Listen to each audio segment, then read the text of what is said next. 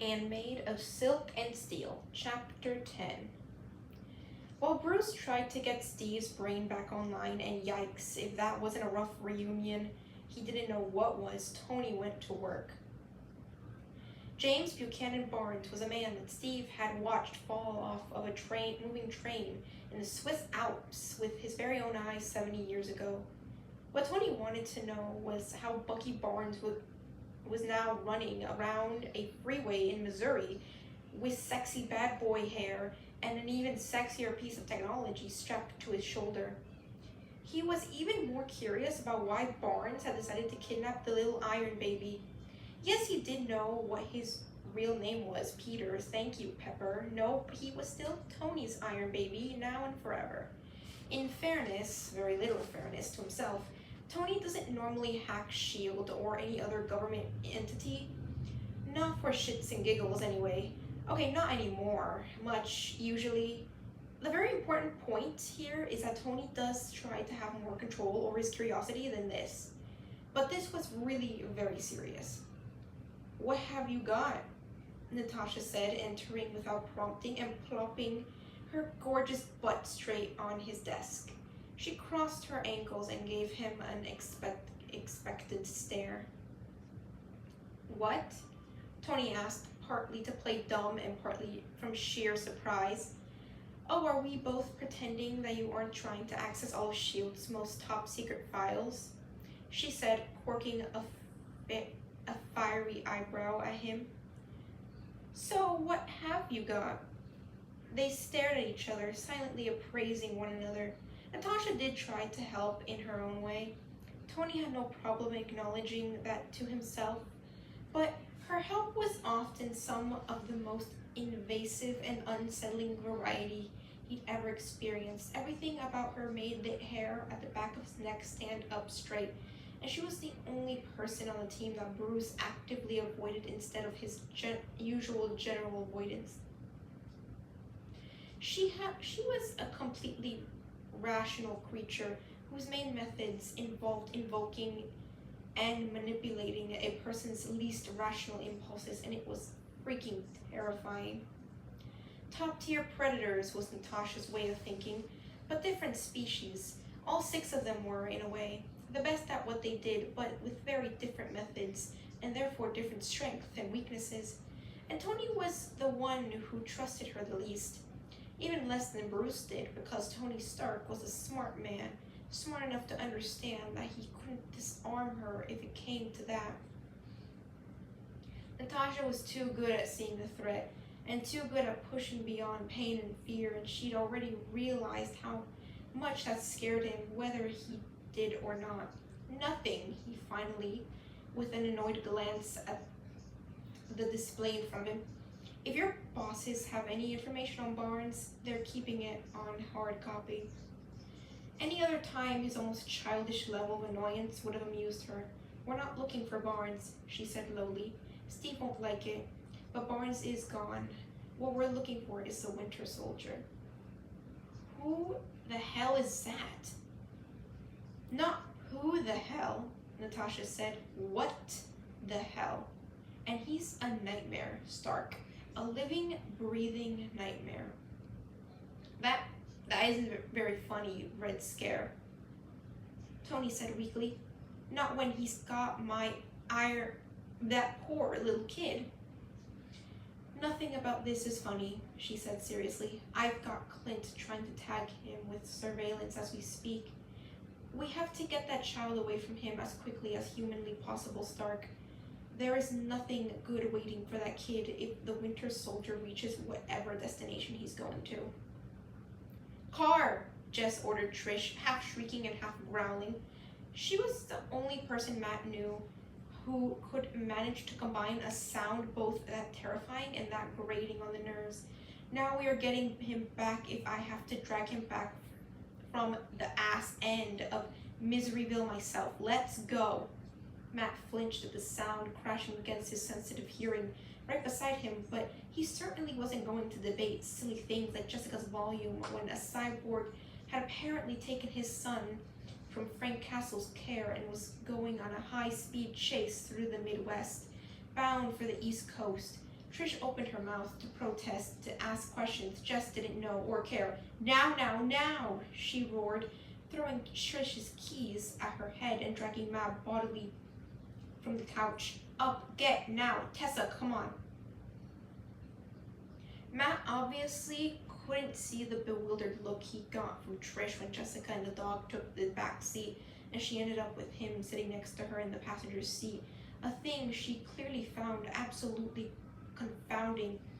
But Matt was nervous about animals, and just because she and Trish are speaking doesn't mean that she wants to sit next to her on the worst road trip in human history. Jessica wondered how surprised she'd be if she realized that the duffel bag Murdoch threw into her trunk was the black pajama daredevil outfit. Okay, she said slowly, pulling out into traffic. I drive quickly, Jess snapped, insides bubbling, seething with terror and rage. Jessica, Murdoch said softly, in the front passenger seat. Drawing a worried glance from Trish and Jess forced her hands to loosen from the hard fists they were clenched in to unlock her jaw. Maybe he, heard her thoughts of murder or whatever. What does murder sound like?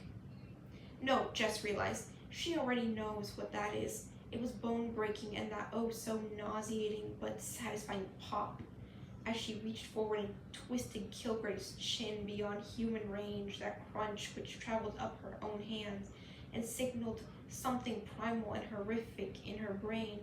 Murderous thoughts definitely had a sound, at least for her. I know that Matt is Peter's father, Trish said carefully, but I'm not sure that it's a good idea for you to be coming with us, Matt. I'm not sure how much Jess conveyed through the screaming, but this guy was definitely a professional. You already know that she and I are different. I'm Daredevil, Matt said dully, and it was spoken so flatly that even Jessica choked on air with surprise. Trish nearly crashed the damn car. I'm sorry, what?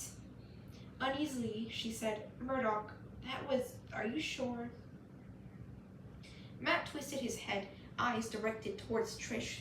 Through the eerie glow of the red lenses, Jessica and I are both enhanced, and that's why Peter has these powers. His jaw flexed hard, like he was biting down on something, and Jess was reminded that Matt was just as angry as she was.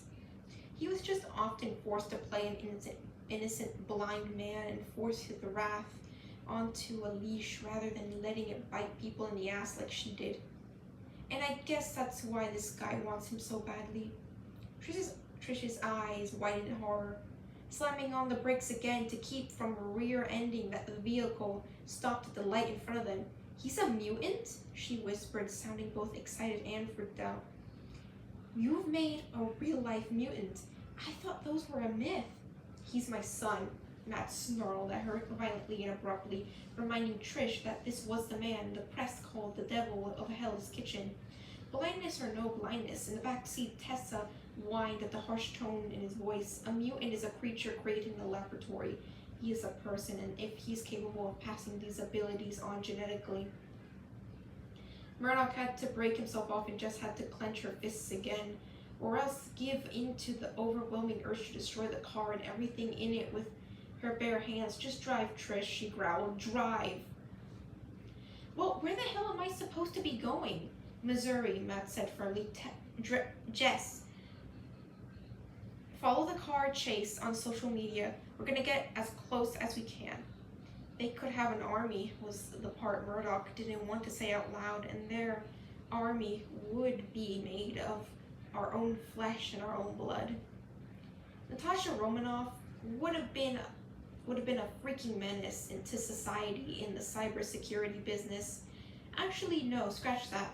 Natasha Romanoff was a menace to society in her current profession.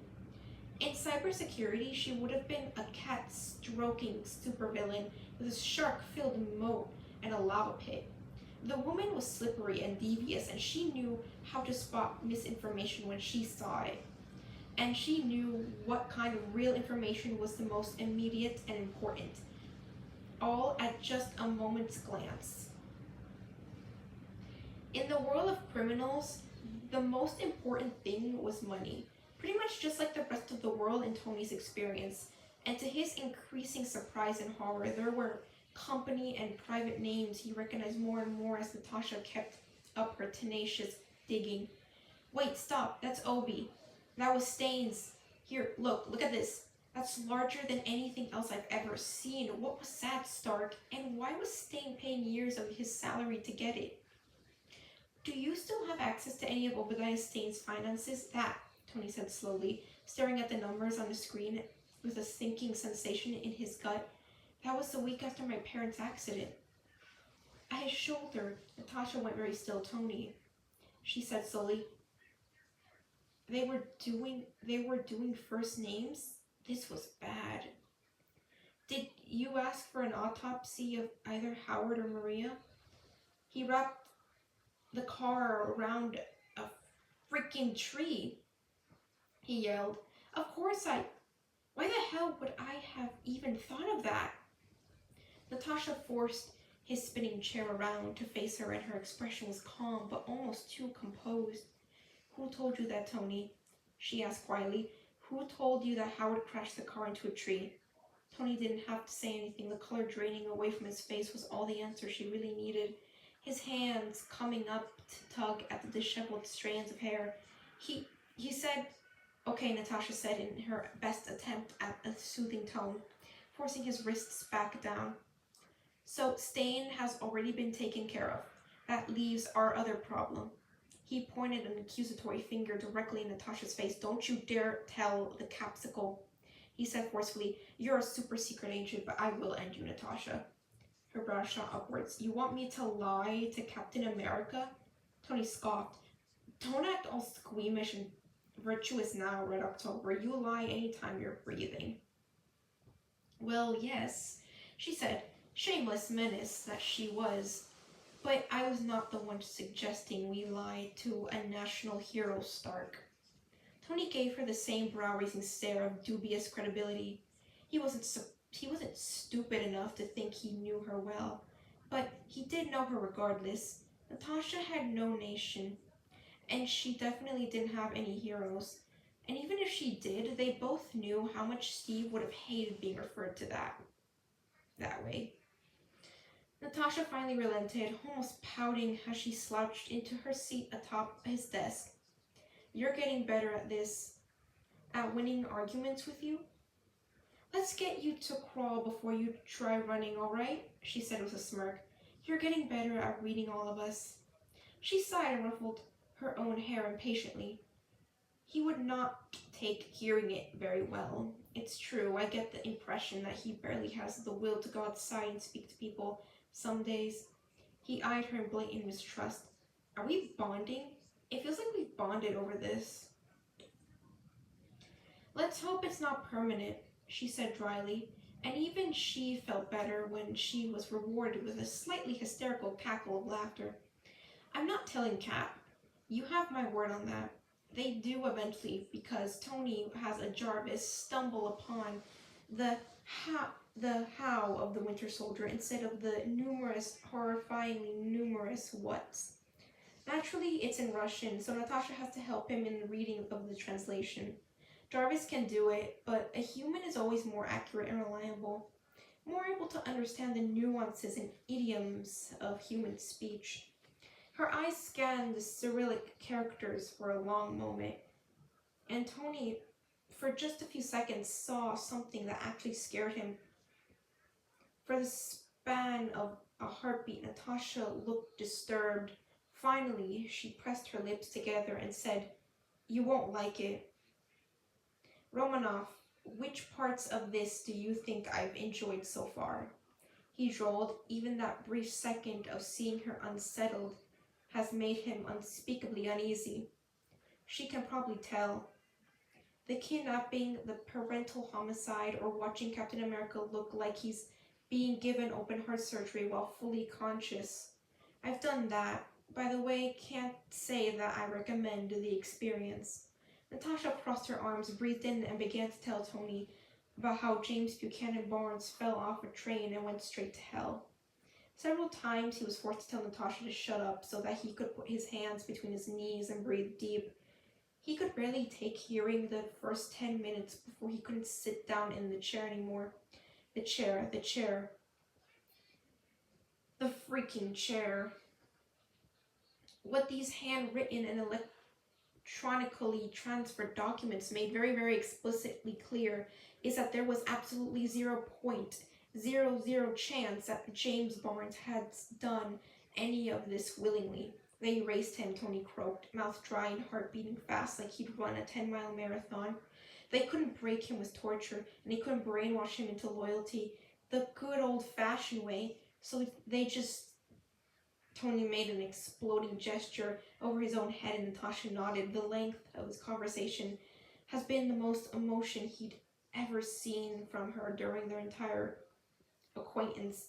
It was reassuring in a way to know that there was something in her capable of empathy. Well, no, that wasn't fair. He knew she was probably capable of it, but it was good to finally see it. For the better part of the last half hour, she'd been schooling her face into a studied sort of calmness. He's capable of extraordinary things, Natasha said carefully, but removing his independent will was the only way to make him do it for them. Tony barked out a laugh from his straining lungs, as wrong as it was considering his parents' blood was on this man's hands. Probably in the very literal sense, Tony admired Barnes. And he always found a way back, didn't he? He murmured thoughtfully. Every time their backs were turned, you were digging yourself out of that hole again, weren't you? The procedures for avoiding an undesirable cognizance episode that Natasha had read out to him in her too measured voice were staggering. It wasn't enough to give the man brain damage over and over again for nearly 70 years. They had to cut him off from everything that had tied Bucky Barnes back to his own sense of self. No music, not ever, but especially nothing in English. In fact, avoiding the English language entirely was preferable when it was humanly possible. New York City was completely off limits, and Ireland too, after they discovered that Gaelic had the power to produce an even more forceful and rapid return than English. He was to be kept away from any woman who was not an active combatant, along with the elderly, small children, house pets, and especially the sick or injured. Did he remember it? Did he remember being the roommate of an asthmatic with a weak heart? The cold drafts through the rickety windows of the tenement slums and the wet, helpless coughing, the terror of a hot and feverish brow, of calling the priest and hearing the last rites recited. Was it echoing somewhere in that empty hole they put into his head? The chair was applied any time Soldat called out for anyone by name. Steve, Mom, Becca, Sarah. Any time he remembered that there was a name to call out, they would take it from him again. And the drugs. They gave the man so many drugs.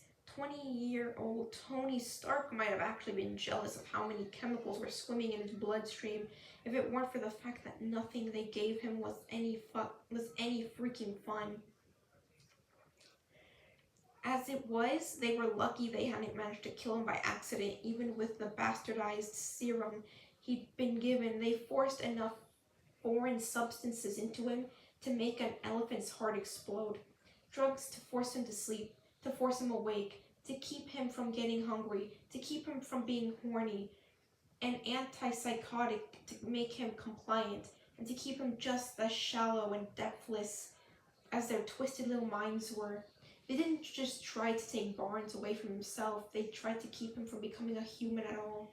He would say they made him into an automaton, but Tony didn't even treat his bots the way they treated what remained of Bucky Barnes. Holy shit, he mused aloud. Natasha gave him a questioning sideways glance, and he elaborated, I'm never sleeping another moment of my goddamn life. Whenever he closed his eyes, Tony was going to imagine the ice and the chair and the memory blanketed into nothing but a white frozen field inside the mind. Edward must protect the target, Peter Parker. Castle, ally. must lead fire away from the target to avoid death or injury and allow Edward to continue the escort mission back to Brooklyn? Manhattan. Come on, Peter muttered, darting a nervous glance at the strangers surrounding them as Ed filed their stolen car with hopefully enough gas to get them to New Jersey. Ed could feel his face doing a thing when he thought that, but again, he didn't know why. The appliance was hidden behind the sweatshirt Castle had shoved at him, his hair and expression concealed with a beat-up old ball cap. Cover that thing, will you? I don't like this. I don't like this at all. But you gotta go with your pal Edward. This is the end of the line for us, kid. I can't take care of the people following us and protect you at the same time. If you lose him, I'll kill you myself. And for God's sake, get the kid back to Jones and Murdoch. You can tell Karen I am absolutely not babysitting for her ever again. Nothing personal, kid. None taken, Mr. Castle. This is the end of the line for us, kid. The end of the line. Ed didn't know why that felt so significant, that it was taking up all the space in his head, just like he didn't know why he knew how to drive, or how to or how a full tank of gas would get them all the way to New Jersey, or why New Jersey made him want to curl his lip. It felt like it was taking up all the space in his head, and yet Edward had this strange feeling that it had also been there this whole time. End of chapter.